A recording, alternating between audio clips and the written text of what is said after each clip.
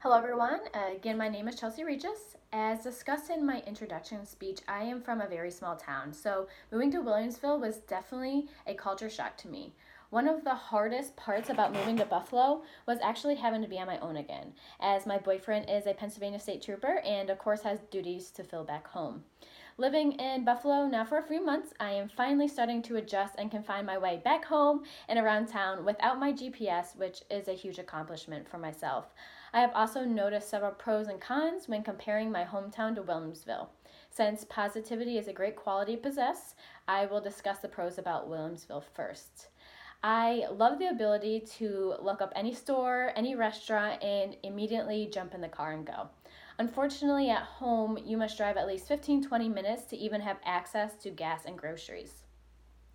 Also, living in a larger city, there are definitely more opportunities to meet new people and engage in bigger events and activities. Last September, when I moved to the area, it seemed like there was always a festival or fun outdoor activities to attend. I no longer had to worry about driving 2 hours to catch a live baseball game or attend exciting outdoor activities such as the Buffalo Marathon. Finally, Williamsville has always made me more aware of different cultures and religions. Growing up in a town that was only occupied by Caucasian people, there wasn't much variety in food, language, religion, but now living in Williamsville, I have had the opportunity to be introduced to new foods and religions and the way of living. This will definitely benefit me later in my career too. Obviously, every good pro, there are, of course, some cons and adjustments that need to be made. First, back in my hometown, there was not many street lights, so mainly just stop signs.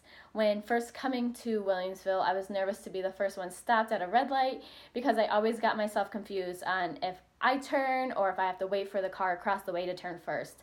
I eventually learned the hard way after having several people behind me beep, and I learned quickly to be more confident and learn the order in which traffic moved.